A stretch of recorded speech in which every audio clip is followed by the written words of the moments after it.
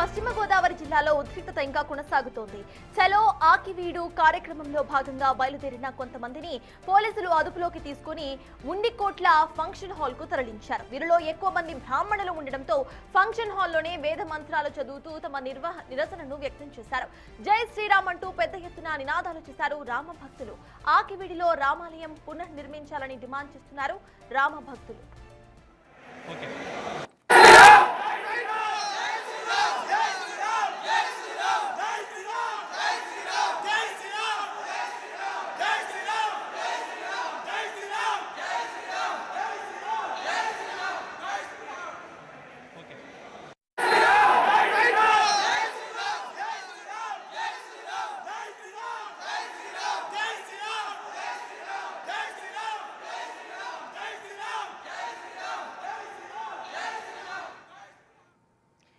ఇదే అంశంపై రఘురామకృష్ణరాజు మాట్లాడుతున్నారు. లైవ్ చూద్దాం.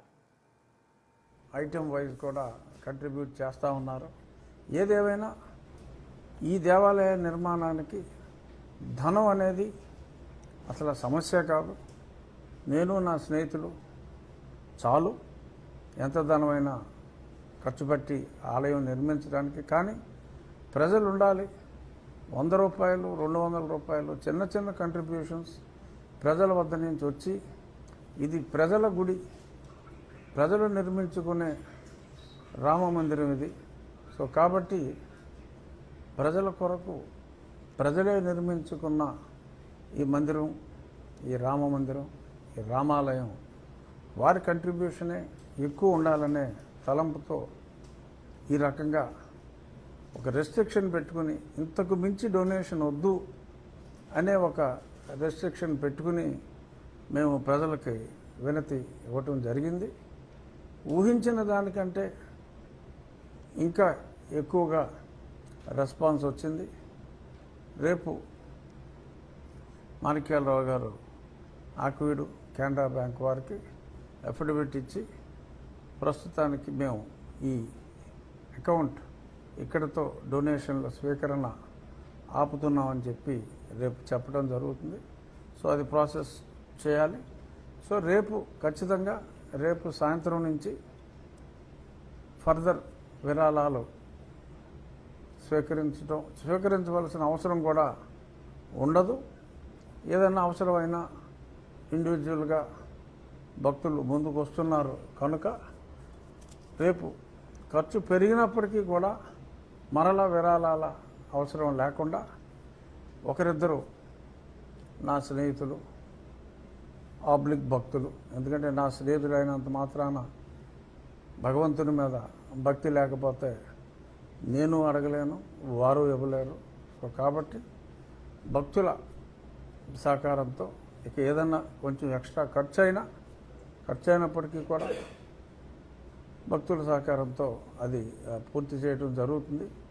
సో ఈ ఫండ్ రైజింగ్, ప్రజల వద్ద నుంచి ఫండ్ రైజింగ్ రేపు సాయంత్రంతో పూర్తవుతుంది. సుమారు ₹1,00,00,000 ఏదన్నా ఒక 50,000 40,000 ఒకవేళ తక్కువైనప్పటికీ కూడా అది కంప్లీట్ చేసి ₹1,00,00,000 నిధితో ఈ రామాలయ నిర్మాణం ప్రారంభిస్తాం. పండితులతో మాట్లాడుతున్నాం. త్వరలో మే 3వ తారీఖు కూడా ఒక ముహూర్తం ఉంది అని చెప్పి వేణుగోపాలరాజు గారు కొంతమంది ఆగమశాస్త్ర నిపుణులతో పండితులతో మాట్లాడటం జరిగింది. అన్నీ అనుకూలిస్తే ఆ తారీఖు, లేదంటే ఎందుకంటే రామాలయం అంటే కష్టాలు ఉంటాయి. అయోధ్య రామాలయం నిర్మించడానికి ఓకే, దానికి శతాబ్దాలు పట్టింది అనుకోండి. ఇది ఇటువంటి బాలారిష్టాలు ఉండే అవకాశమే లేదు. ఏదైనా చిన్న చిన్న చికాకులు లాంటివి నీలికుమారులు ఏదైనా వృధా ప్రయత్నాలు చేసినప్పటికీ కూడా ఇబ్బంది ఏమీ లేదు. ఖచ్చితంగా ఈలోపు మంచి ముహూర్తం చూసుకొని డిజైన్ ప్రకారం ఆ కృష్ణశిల, ఆ రాళ్ళు, ఆ మందిర నిర్మాణానికి కావలసిన ఆ రాళ్ళు ఇవన్నీ కూడా ఆర్డర్ ఇవ్వడం జరుగుతుంది. అలాగే సైట్ క్లియరెన్స్ కూడా, చిన్న స్థలమే కాబట్టి 4 సెంట్ల స్థలమే, ఆ సైట్ క్లియరెన్స్ కూడా మంచి ముహూర్తం చూసుకొని ప్రారంభిస్తాం త్వరలోనే. అంటే బేసిక్గా చాలామంది భక్తులు మాణిక్యాలరావు గారికి, నాకు కూడా ఫోన్ చేసి అడుగుతున్నారు, ఎప్పుడు పని ప్రారంభిస్తున్నారు అని ఎంతోమంది ఫోన్ చేసి అడుగుతున్నారు. నిర్మాణం ఎప్పటికి పూర్తవుతుంది అని అడుగుతున్నారు. అందుకనే ఈ ప్రెస్ మీట్. త్వరలోనే ఖచ్చితంగా శంకుస్థాపన చేయటం అనేది మే నెలలో జరిగినప్పటికీ పని ప్రారంభం అంటే రాళ్ళన్నీ కూడా, అంటే మొత్తం శిలతో మనం చేసేది కాబట్టి ఆ రాళ్ళన్నీ కూడా వచ్చే వారం ఒక మంచి రోజు చూసుకొని 2-3 ఈ క్వారీ వాళ్ళతో ఆల్రెడీ సంభాషణలు చేస్తున్నాం.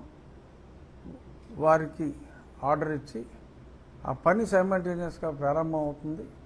ఒకసారి మనం గ్రౌండ్ రెడీ చేసుకున్న తర్వాత ఒక 2 నెలల్లో ఆ రాళ్ళు రెడీ అయితే, పాలిష్ చేసి ఆ డిజైన్ ప్రకారం అయితే మనం సైట్లో ఎరెక్షన్ చాలా త్వరితగతిన అవుతుంది. గతంలో అంటే సైట్లలోనే ఆ శిల్పులు టిక్కు టిక్కు టిక్కు టిక్కు కొట్టుకోవాల్సి వచ్చేది.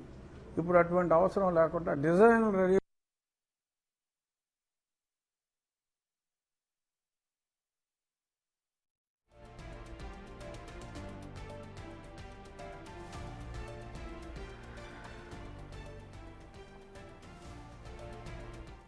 రైట్, పశ్చిమ గోదావరి జిల్లాలో ఉద్రిక్తత ఇంకా కొనసాగుతూనే ఉంది. చలో ఆకివీడు కార్యక్రమంలో భాగంగా బయలుదేరిన కొంతమందిని పోలీసులు అదుపులోకి తీసుకుని ఉండికోట్ల ఫంక్షన్ హాల్ కి తరలించారు. ఇక రఘురామకృష్ణంరాజు సైతం దీనిపై స్పందించారు. ఇక దీనికి సంబంధించిన పూర్తి డీటెయిల్స్ మా ప్రతినిధి సాగర్ అందిస్తారు. సాగర్, చెప్పండి, అసలు అక్కడ సిచ్యువేషన్ ఏంటి? పొలిటీషియన్స్ సైతం స్పందిస్తున్నారు. ఫర్దర్ గా కూడా ఈ ఏదైతే ప్రెజెంట్ జరుగుతుందో ఇదంతా సద్దుమణిగే అవకాశాలు ఉన్నాయనుకోవాలా? అసలు అప్డేట్స్ ఏంటి సాగర్? సర్తాజ్ పశ్చిమ గోదావరి జిల్లా ఉండి నియోజకవర్గం ఆకివీల్లో ఉద్రిక్త పరిస్థితులు చోటు చేసుకున్నాయని చెప్పుకోవచ్చు. ఉమ్మడి పశ్చిమ గోదావరి జిల్లా వ్యాప్తంగా ఉన్న హిందూ సంఘాలు, శ్రీరామ భక్తులు అందరూ కూడా చలో ఆకివీడు అంటూ ఆకివీడు వెళ్లే ప్రయత్నం చేస్తున్నారు. అయితే ముందుగానే దీన్ని గ్రహించినటువంటి భీమవరం డిఎస్పీ రఘువీర్ విష్ణు, అట్లాగే పోలీసులు అక్కడ పకడ్బందీ ఏర్పాట్లు చేశారని చెప్పుకోవచ్చు. ఆకివీడు ఊర్లోకి ఎవరు వెళ్లకుండా, అంటే బయట వ్యక్తులు ఎవరు వెళ్లకుండా పోలీస్ పికెట్లు ఏర్పాటు చేసి ఎక్కడికక్కడ వచ్చినటువంటి రామభక్తులు లేదా హిందూ ధార్మిక సంఘాల నేతలను అదుపులోకి తీసుకుంటున్నారు. వీరందరినీ కూడా అక్కడే ఉన్న ఒక ప్రత్యేక వాహనంలో ఉండి శివారు ఉన్నటువంటి కోట్ల ఫంక్షన్ హాల్కి తరలిస్తున్నారు. ఆ కోట్ల ఫంక్షన్ హాల్లో వీరందరినీ కూడా అక్కడ లోపల ఫంక్షన్ హాల్లో ఉంచడం జరుగుతుంది. అక్కడే అదుపులోకి తీసుకోవడం కూడా జరుగుతుంది. మరోపక్క దీనికి నిరసనగా ఆ కోట్ల ఫంక్షన్ హాల్కి చేరుకున్నటువంటి రామభక్తులందరూ కూడా అక్కడ వేద మంత్రాలు చదువుతూ పెద్దపేటలో రామాలయ పునర్నిర్మాణానికి సహకరించాలంటూ కూడా జై శ్రీరామ్ అంటూ నినాదాలు చేస్తున్నారు. మరోపక్క ఈరోజు ఈస్టర్ కూడా కావటం, క్రైస్తవ సంఘాలు కూడా కొంత చర్చిలకు వెళ్ళి అక్కడ కొంత పండుగ వాతావరణం ఉంటుంది కాబట్టి ఇరు వర్గాలకి సంబంధించి ఎటువంటి ఇబ్బంది లేకుండా పోలీసులు డ్రోన్ల సహాయంతో కూడా పకడ్బందీ ఏర్పాట్లు చేశారనే చెప్పుకోవచ్చు. బయట వ్యక్తులు ఎవరు కూడా ఆకివీడు వెళ్ళకుండా సుమారుగా 400 మంది పోలీసులు ఆకివీడులో మోహరించారు. మొత్తం అందరూ ఎవరైతే బయట వ్యక్తులు వస్తున్నారో వారందరినీ కూడా ఎక్కడికక్కడ అదుపులోకి తీసుకుని వేరే వేరే ప్రాంతాలకి తరలించేందుకు ఏర్పాట్లు కూడా చేస్తున్నారు. మరోపక్క ఇప్పటికే భీమవరం డిఎస్పీ రఘువీర్ విష్ణు చెప్పారు, ఆకివీడు పెదపేటలో శాంతియుత పరిస్థితులు ఉన్నాయి. బయట వ్యక్తులు ఎవరైనా వస్తే కొంత అక్కడ శాంతి భద్రతలకు విఘాతం కలిగే అవకాశం ఉంటుంది కాబట్టి ఎవరికీ అనుమతించే పరిస్థితులు లేవు. సభలు సమావేశాలకు సైతం అనుమతులు లేవు. సెక్షన్ 30 పోలీస్ యాక్ట్ అమల్లో ఉంది, 144 సెక్షన్ ఉందంటూ కూడా చెప్పడం జరుగుతుంది. మరోపక్క చలో ఆకివీడు అంటూ హైదరాబాద్ నుండి ఆకివీడు బయలుదేరినటువంటి కరాటి కళ్యాణిని పోలీసులు కైక్లూరులో అదుపులోకి తీసుకున్నారు. కైక్లూరులో ఒక లాడ్జీలో ఆమె బస చేసి ఉదయాన్నే ఆకివీడు వెళ్లేందుకు ప్రయత్నాలు చేస్తుంటే పోలీసులు అక్కడికి చేరుకుని ఆమెని కొంత అక్కడికి వెళ్లకుండా అడ్డుకోవడం జరిగింది. ఆకివీడు వెళ్ళడానికి అనుమతులు లేవు బయట వ్యక్తులకు అంటూ కూడా. దీని మీద కరాటే కళ్యాణి సైతం నిరసన తెలిపారు.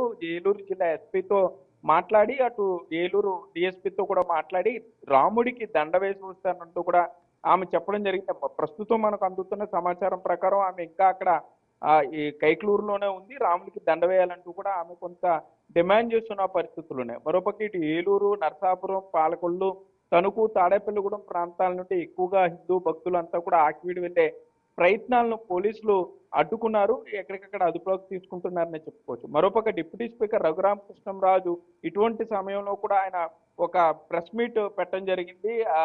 రామాలయానికి సంబంధించి ఇప్పటికే ₹1 కోటి దాకా నిధులు సమకూరాయి. ఆకివీడు రామాలయ పునర్నిర్మాణ సేవా సమితి పేరుతో ఏర్పాటు చేసినటువంటి దీనికి కొంత ₹1 కోటి వరకు నిధులు వచ్చాయి. ₹100 నుండి 10,000 వరకు కూడా ఈ స్లాబ్ పెట్టాం. 10,000 పైన ఎవరు కూడా ఫండింగ్ ఇవ్వడానికి వీల్లేదు. అట్లాగే ₹100 బిలో కూడా ఇవ్వడానికి వీల్లేదు. అయినా కూడా దేశ విదేశాల నుండి రామ భక్తులు, హిందూ భక్తులు స్పందించారని చెప్తున్నారు. ప్రస్తుతానికి ₹1 కోటి దాకా జమ అయ్యాయని చెప్పి డిప్యూటీ స్పీకర్ రఘురామకృష్ణంరాజు ప్రకటించారు.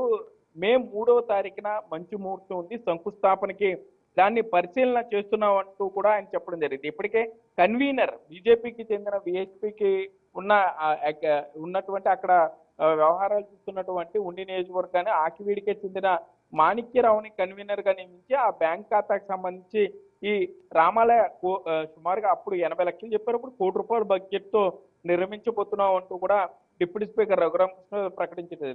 టేకుతో ధ్వజస్తంభం ఇస్తాను భక్తుడు ముందుకొచ్చారని కూడా ఆయన చెప్తున్నారు. ఒకవేళ రామాలయ పునర్నిర్మాణానికి సంబంధించి కొంత నిధులకి ఇబ్బంది లేదు, ఒకవేళ అటువంటిది వచ్చినా కూడా తన స్నేహితులు కొంత ముందుకొచ్చారు, వారి సహాయంతో రామాలయాన్ని సుందరమైన భవ్యమైన రామాలయాన్ని నిర్మించి తీరుతాం అంటూ కూడా ఆయన ప్రకటించడం అయితే జరిగింది సార్. అయితే ₹1 కోటి వెచ్చించి ఇటు గుడి కడతాం, ఇఫ్ ఇన్ కేస్ లేకపోతే తామే సెట్ చేసైనా కడతామంటూ రఘురామకృష్ణరాజు సైతం హామీ ఇచ్చారు. సో దీని తర్వాత అయినా వాళ్ళు రిలాక్స్ అయ్యే అవకాశం ఉందనుకోవచ్చా సాగర్? అయితే ఇక్కడ డిప్యూటీ స్పీకర్ రఘురామకృష్ణంరాజు ప్రకటనతో హిందూ సంఘాలు హర్షం వ్యక్తం చేస్తున్నారనే చెప్పుకోవచ్చు. ఇప్పటికే 4 సెంట్ల ఈ స్థలానికి సంబంధించి ఇప్పటికే అక్కడ రాముడు, సీత, లక్ష్మణుడు, ఆంజనేయ స్వామి విగ్రహాలు ఉన్నాయి. అట్లాగే గుంతేనమ్మ గుడికి సంబంధించినటువంటి నంది విగ్రహం కూడా ఉంది. కాబట్టి వాటిని స్థానంలో కొత్త రామాలయ పునర్నిర్మాణానికి ఇప్పటికే ప్రణాళికలు సిద్ధం చేశామని కూడా ఆయన చెప్పారు. చాలా వేగంగా రామాలయ పునర్నిర్మాణానికి సంబంధించిన పనులు జరుగుతున్నాయని చెప్పుకోవచ్చు. ఒక డిజైన్ రిలీజ్ చేశారు, ఒక బ్యాంక్ అకౌంట్ ఏర్పాటు చేశారు. బ్యాంక్ అకౌంట్ ఏర్పాటు చేసిన 10 రోజుల్లోనే ₹1 కోటి విరాళం వచ్చింది. ఇంకా చెక్కుల రూపంలో చెక్స్ కూడా ఇచ్చారని చెప్పి ఆయన చెప్తున్నారు. సో ఇటు హిందూ సంఘాలు వచ్చేసరికి రామాలయ పునర్నిర్మాణం జరుగుతుంది కాబట్టి కొంత ఆనందం వ్యక్తం చేసే పరిస్థితులు ఉన్నాయి. కానీ పెద్దపేటకి సంబంధించి ఇప్పటికే రఘురామకృష్ణంరాజుకి సంబంధించి దాడి చేసిన కేసులో జనసేన నేతలు మొత్తం 3 గాయపడ్డారు, హత్యాయత్నం కేసులు నమోదయ్యాయి. ఇంకా అక్కడ శాంతియుత వాతావరణం ఉందని భీమవరం డిఎస్పీ రఘువీరకృష్ణ చెప్తున్నా కూడా కొంత అక్కడ నివురుగప్పనే నిప్పుల పరిస్థితి ఉందనే చెప్పుకోవచ్చు. ఆ పర్టికులర్ గా పెద్దపేటకి సంబంధించి అక్కడ ఉన్నటువంటి వర్గం కొంత ఒప్పుకోవాల్సి ఉందని చెప్తున్నారు. వాళ్ళు కూడా కలిసి రావాలి, దాడి చేసిన వారు కూడా పునరాలోచించి రామాలయ పునర్నిర్మాణానికి ముందుకు రావాలంటూ కూడా కేంద్ర మంత్రి నరసాపురం పార్లమెంటు సభ్యుడైనటువంటి కేంద్ర మంత్రి వర్మ ఆయన కూడా ప్రకటించారు. కొంత అందరూ కలిసి ముందుకు వస్తే రామాలయ నిర్మాణంలో అందరం భాగస్వాములు అవ్వచ్చు. ఈ దాడి క్షణికావేశంలో జరిగిందిగా ఆయన కొంత చెప్పడం కూడా జరిగింది. ఒకవేళ రామాలయ పునర్నిర్మాణానికి పెద్దపేటలో ఉన్న వ్యక్తులు సహకరించకపోయినా తప్పనిసరిగా అక్కడ రామాలయాన్ని నిర్మిస్తామంటూ కూడా ఇటు నరసాపురం పార్లమెంట్ సభ్యుడు కేంద్ర మంత్రి వర్మ కానీ డిప్యూటీ స్పీకర్ రఘురామకృష్ణంరాజు కానీ ప్రకటనలు చేస్తూ వస్తున్నారు. మరి ఇప్పుడు అక్కడ కొంత పెద్దపేటకి సంబంధించి వ్యక్తులు ఎవరైతే జైల్లో ఉన్నారో వారిని విడుదల చేయాలి. అక్కడ పెద్దపేటకి సంబంధించినటువంటి వారికి కొంత నైతిక మద్దతు ప్రకటించాలి. అటు రాజమండ్రి మాజీ ఎంపీ హర్ష కుమార్ కానీ వీళ్ళంతా కూడా ఆకివీడు వెళ్లే ప్రయత్నాలను కూడా పోలీసులు అడ్డుకున్నారు. బయట వ్యక్తులకి ఎవరికి అనుమతి లేదంటూ కూడా చెప్పడం జరిగింది. అంటే ఆకివీడికి సంబంధించి ఇంకా అక్కడ పరిస్థితి కొంత నివురుగప్పిన నిప్పులాన ఉంది. ఎప్పుడు ఏం జరుగుతుందా అన్న టెన్షన్ ఉంది. ఒక పక్క హిందూ సంఘాల ఆందోళన, మరో పక్క క్రైస్తవ సంఘాల పట్టుదలతో అక్కడ ఎప్పుడు ఏం జరుగుతుంది అనేది అయితే పోలీసులు ఎప్పుడు కూడా అలర్ట్ గా ఉంది. డ్రోన్లతో అక్కడ శాంతి భద్రతలు పర్యవేక్షించే పరిస్థితులు అయితే ఉన్నాయి sir. Right, thank you Sagar.